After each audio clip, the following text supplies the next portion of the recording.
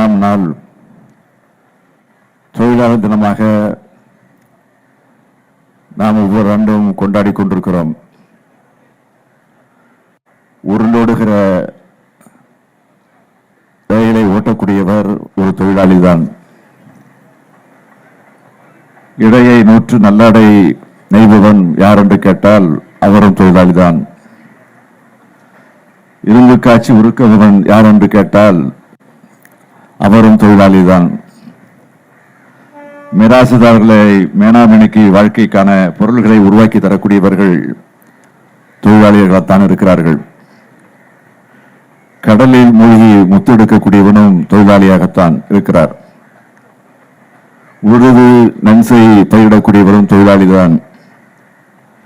அந்த தொழிலாளருடைய இனம் மகிழ்ந்து கொண்டாடக்கூடிய திருநாள் தான் மே தினம் என்று நம்முடைய அறிஞர் அண்ணா அவர்கள் சுட்டிக்காட்டியிருக்கிறார்கள். அத்தகைய சிறப்புமிக்க தொழிலாளர் தோழர்கள்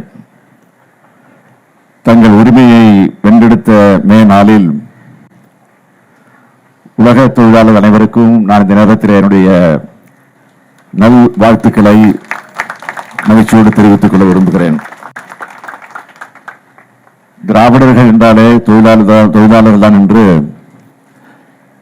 தந்தை பெரியார் அவர்கள் பெருமையோடு குறிப்பிட்டு காட்டியிருக்கிறார்கள்.